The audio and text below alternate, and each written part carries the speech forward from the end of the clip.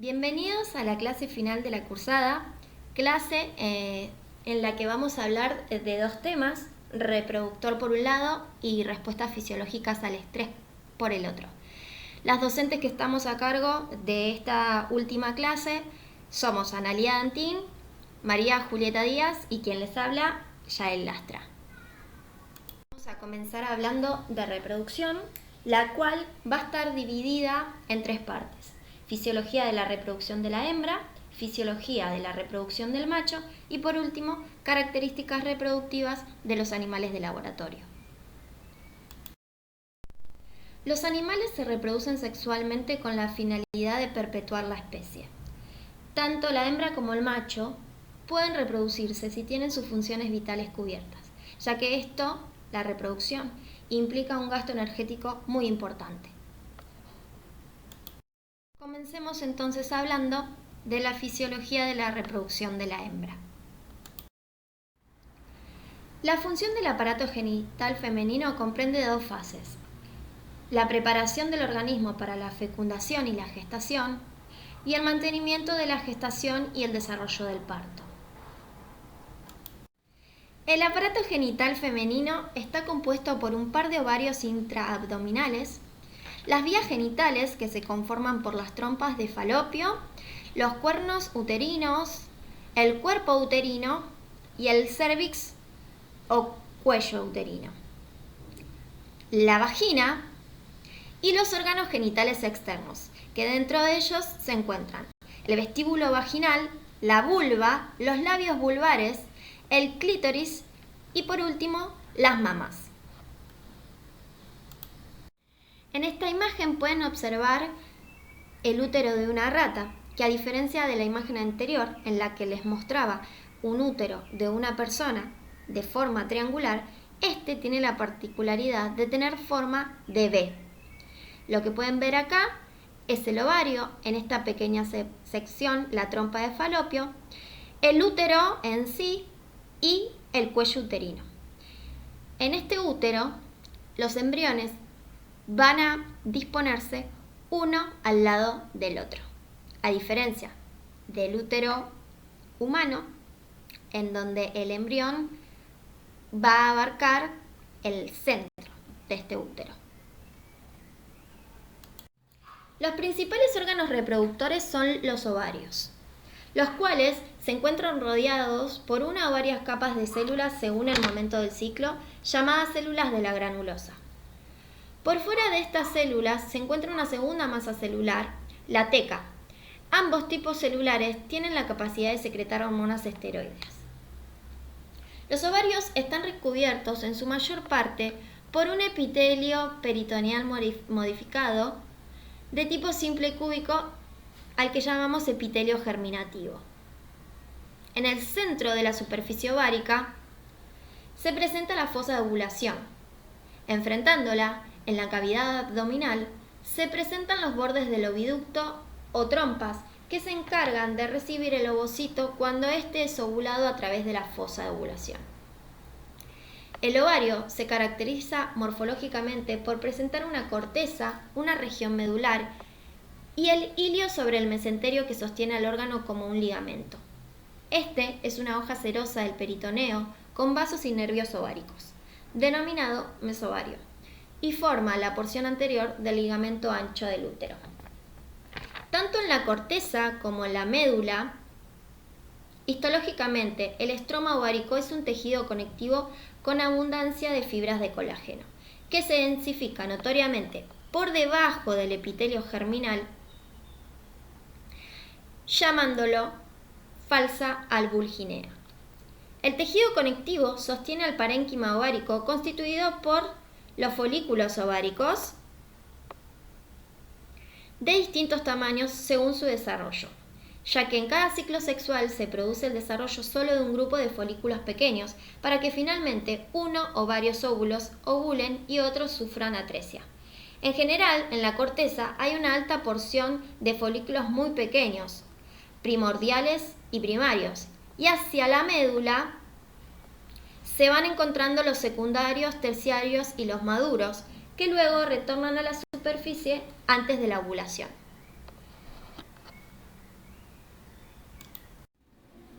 En los organismos superiores, los pluricelulares, la obtención de las células sexuales, o lo que nosotros llamamos gametos, se realiza mediante el proceso de meiosis.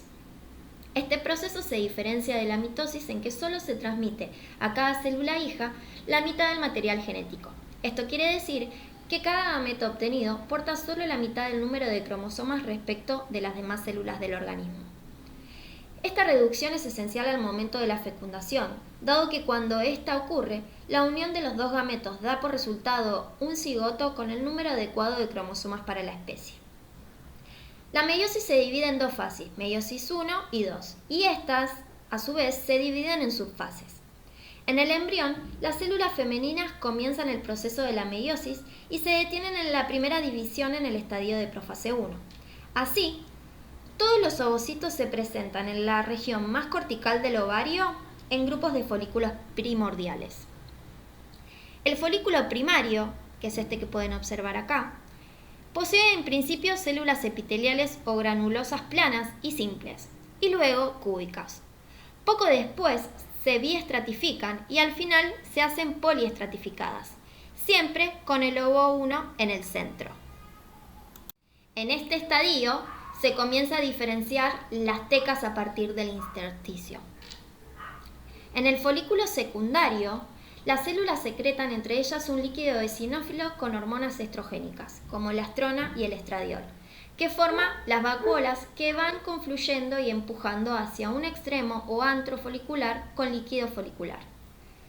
El folículo así constituido es el folículo terciario o antral, pero aún pasa un tiempo hasta que el folículo termina su maduración y pasa a ser ovulatorio.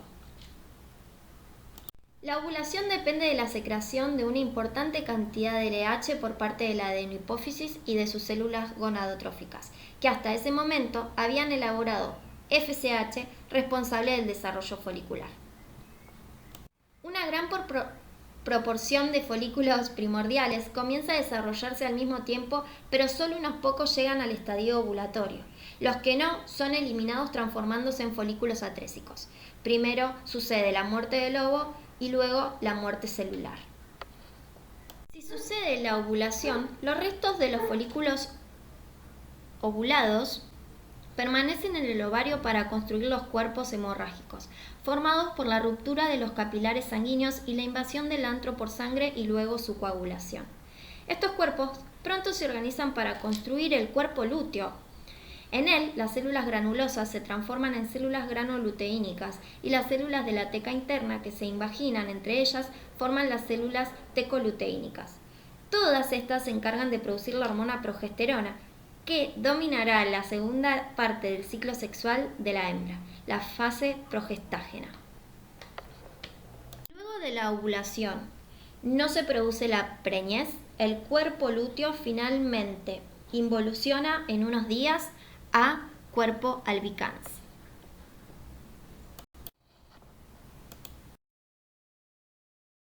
El folículo maduro, o llamado folículo de Graf, está constituido por diferentes tipos celulares que encierran a la célula germinal ovocítica en un extremo.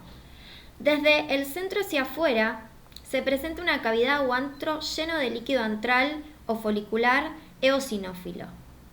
En un extremo del antro, el ovocito se encuentra rodeado por una membrana muy eosinófila que él mismo elabora, la zona pelúcida, y por células foliculares granulosas, epiteliales, cúbicas a cilíndricas, que constituyen lo que llamamos la corona radiada. Esta sobresale de un pequeño montículo llamado cúmulo operus. Rodeando al antro y al cúmulo están el resto de las células de la granulosa, ahora estratificadas, y luego, siguiendo estas células, se encuentra la membrana basal. El tejido de sostén origina dos capas concéntricas alrededor de la membrana basal, la teca folicular interna y la teca folicular externa. La interna contiene numerosas células especializadas en la producción de hormonas esteroideas de tipo androgénico y vasos capilares, y la externa es denominada fibrosa por sus fibras colágenas y porque actúa como el sostén y límite de todo folículo.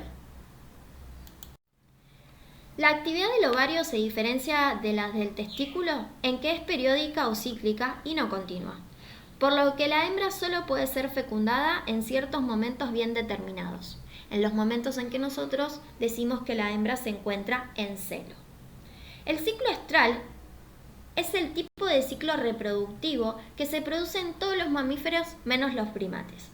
Es el periodo de tiempo comprendido en la aparición de un celo hasta el comienzo del siguiente o el tiempo comprendido entre dos ovulaciones, designándose el primer día del ciclo, al que nosotros llamamos día cero, aquel que coincide con la aparición del estro. Los ciclos comienzan en la pubertad, al entrar los ovarios en actividad bajo la influencia del hipotálamo y la glándula hipófisis. El hipotálamo secreta hormona liberadora de gonadotrofinas que estimula a la hipófisis y su liberación de LH y FSH, permitiendo a los folículos ováricos transformarse en folículos antrales.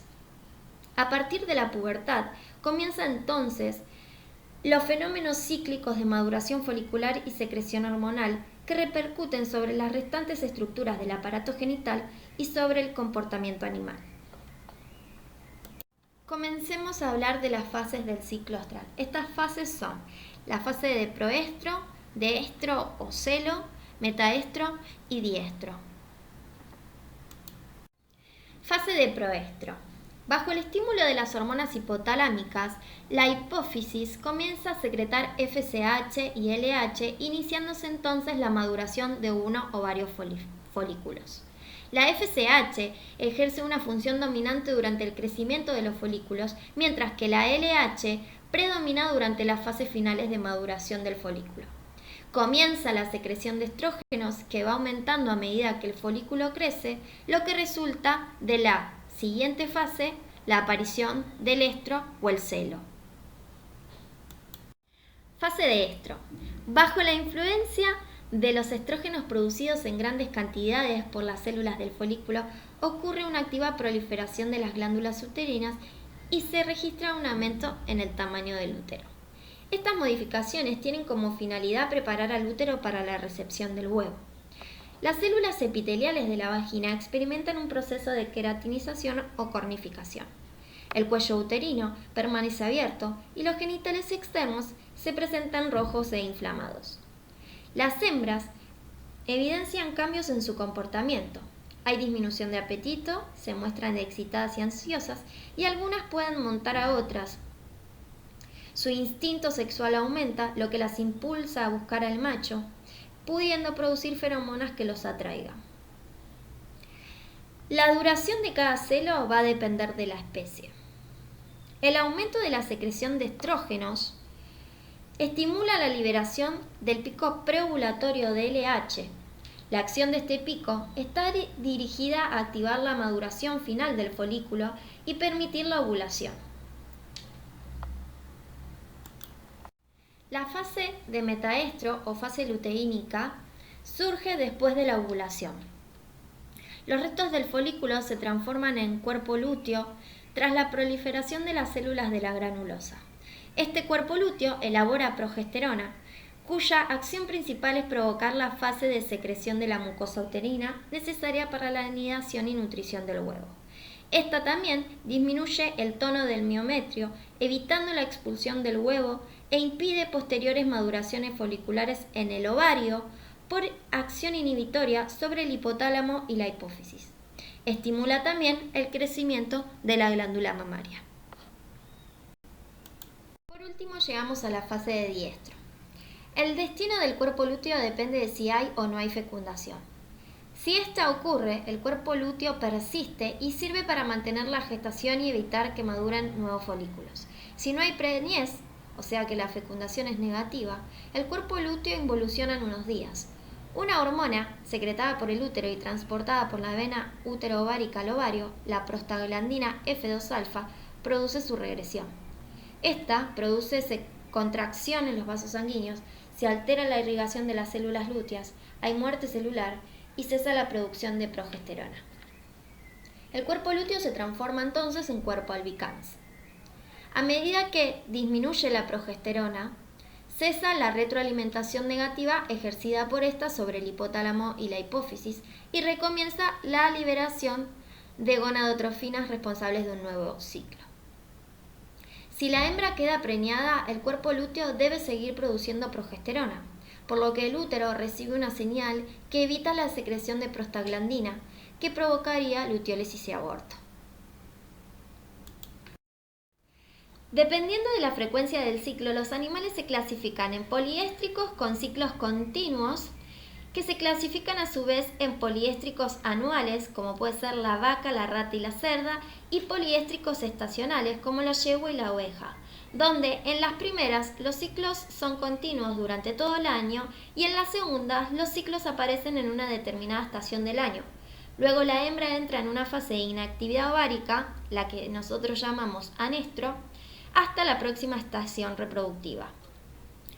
Los monoéstricos, los ciclos aparecen tan solo una vez o 2 veces al año, presentando una fase de anestro muy prolongada. Un ejemplo es la perra. Continuamos ahora hablando sobre la gestación.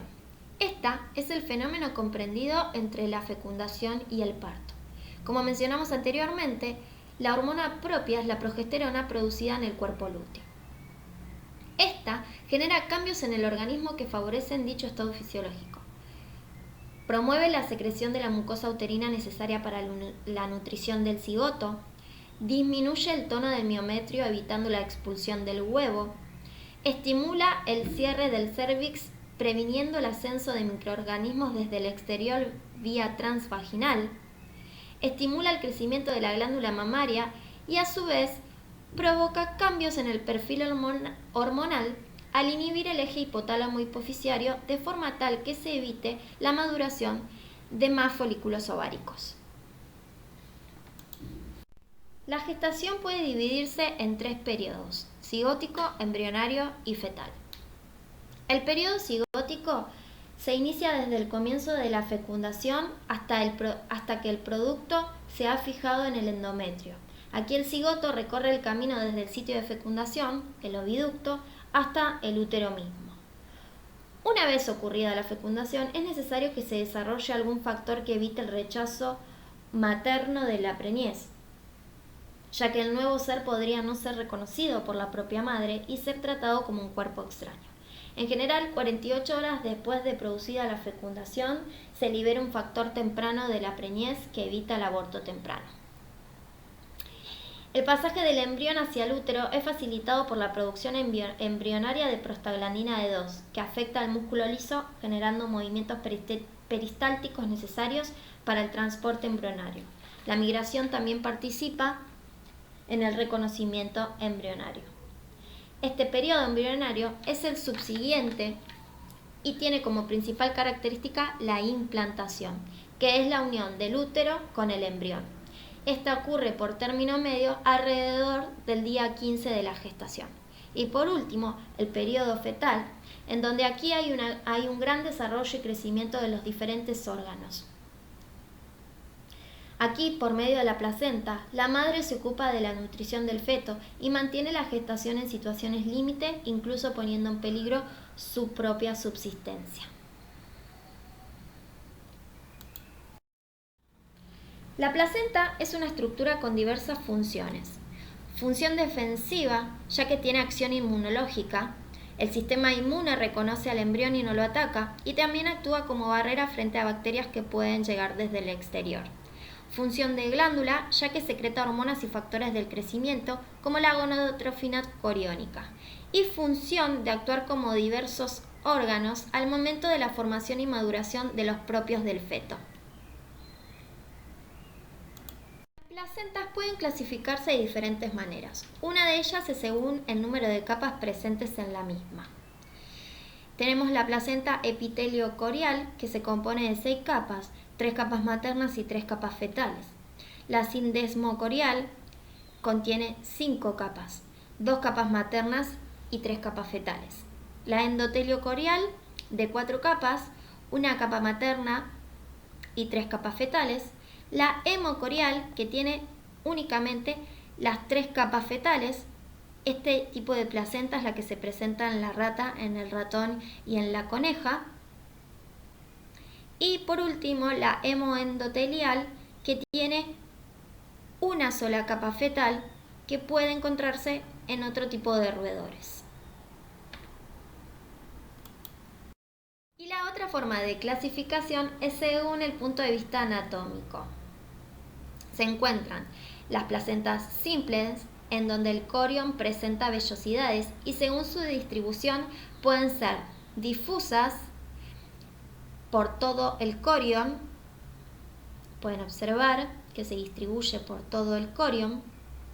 Zonal, como anillo alrededor del eje longitudinal del feto. Y discoidea o local, localizada en un área circular u oval. Y después se encuentran las placentas múltiples, en donde las vellosidades sobresalen del corión en una estructura denominada cotiledón, que son estos puntitos que pueden ver acá, que se articulan con la mucosa uterina. Continuamos hablando de parto. Este es la culminación fisiológica de la preñez, produciéndose el fenómeno de expulsión de una o varias crías de acuerdo a la especie animal. Las hembras que gestan una sola cría se llaman uníparas y las que mantienen preñez múltiple se denominan multíparas. El parto se desencadena por la combinación de diferentes factores, dentro de los cuales el estrés fetal cumple un rol fundamental. En la medida que avanza la preñez y se van acumulando sustancias de desecho, a la vez que los nutrientes empiezan a ser insuficientes, la placenta comienza a envejecer y la o las crías van requiriendo cada vez más espacio. El conjunto de estas situaciones conlleva la liberación de cortisol fetal, hormona clave para el desencadenamiento del parto. Esta actúa a nivel del útero y de la placenta, causando un aumento en los niveles de estrógenos y de prostaglandina F2-alfa. Esta última actúa sobre el cuerpo lúteo, provocando su lisis y consecuente disminución de la progesterona. Otra hormona que participa es la relaxina, que favorece la movilidad y separación de la sínfisis pubiana, favoreciendo la expulsión fetal. El parto puede dividirse en distintas etapas. La fase de dilatación, en donde gracias a la acción de la prostaglandina sobre el miometrio, previamente sensibilizado por los estrógenos, se producen las contracciones uterinas que relajan y abren el cérvix. La fase de expulsión del feto, que comprende la expulsión propiamente dicha fuera del cuerpo de la madre. Una vez que el feto pasa al canal pélvico, las contracciones del miometrio se hacen menos importantes para la expulsión del feto. Entonces, las contracciones de los músculos abdominales de la madre se transforman en la fuerza principal de expulsión. Y por último, la fase de expulsión de las membranas fetales, o lo que llamamos secundinación. En los animales que paren camadas, las membranas placentarias son usualmente expulsadas con las crías o inmediatamente después de la aparición de estas. En cambio, en los que paren una sola cría, la placenta puede ser expulsada de inmediato luego del nacimiento o unas cuantas horas después. Por último, sobre este tema vamos a hablar de la lactación. Los mamíferos alimentan a sus crías con leche producida por las glándulas mamarias. Las células secretoras de leche son células epiteliales que forman estructuras circulares huecas llamadas alvéolos. Un sistema de conductos conecta los alvéolos con el pezón. La leche se acumula en los alvéolos y en los conductos antes de ser succionada por las crías. La leche formada antes del parto se llama calostro. La ingestión de este es muy importante porque confiere inmunidad pasiva al recién nacido, permitiendo que éste reciba una protección inmediata contra los microorganismos ambientales gracias a su elevado contenido en inmunoglobulinas. El tiempo en el que es posible la absorción intestinal de las inmunoglobulinas es limitado. Se reduce a las primeras 24 a 36 horas de vida del animal. El calostro también es muy rico en vitamina A, proteínas y grasas. El desarrollo y funcionamiento de la glándula mamaria va a estar regulado por distintas hormonas. Comienza en la pubertad, al iniciarse la producción de estrógenos y progesterona. Los estrógenos, junto con la hormona de crecimiento y los esteroides sexuales de las glándulas adrenales, son los responsables de la proliferación del sistema de conductos. El crecimiento de los alvéolos requiere de la progesterona y la prolactina. La prolactina es la hormona más importante en el proceso de síntesis de leche o lactogénesis, así como en el crecimiento glandular. Se libera con la manipulación del pezón en el ordeñe o por la succión de la cría. Los estímulos viajan por vía nerviosa al hipotálamo, que estimula una secreción intensa de prolactina por las células de la adenohipófisis inmediatamente después de comenzado el amamantamiento. Estimula la síntesis de caseína, lactoalbúmina, lípidos y otros componentes de la leche. Para facilitar la salida de la leche se libera oxitocina, que contrae a las células mioepiteliales que rodean al alvéolo mamario y a los conductos. Se libera por un reflejo neuroendocrino. La estimulación del pezón por la cría desencadena la liberación de la hormona desde la neurohipófisis y desde allí es transportada en sangre a la glándula mamaria, donde facilita la eyección de la leche. Hay otros estímulos como visuales, auditivos o táctiles producidos por la cría y relacionados con el amamantamiento. La oxitocina es también la hormona que colabora en la manifestación de la habilidad materna por parte de la madre y favorece el reconocimiento de la cría. Otras hormonas intervienen en el proceso de la lactación: el lactógeno placentario, los glucocorticoides, la hormona de crecimiento como habíamos nombrado anteriormente, las hormonas tiroideas y la insulina. El lactógeno placentario es secretado por la placenta de roedores y pequeños rumiantes. Los glucocorticoides aumentan la captación de glucosa por la glándula mamaria. Las hormonas tiroideas disminuyen. Esto reduce el metabolismo periférico de la madre, lo que permite una utilización preferencial de sustancias energéticas por las glándulas mamarias. En muchas especies, la lactación impide la aparición de un nuevo celo, o al menos al principio, ya que el aumento de prolactina inhibe la liberación de hormona liberadora de gonadotrofinas por el hipotálamo. Esto lo llamamos anestro lactacional. Bueno chicos, llegamos al final de esta primer parte de la clase de reproductor.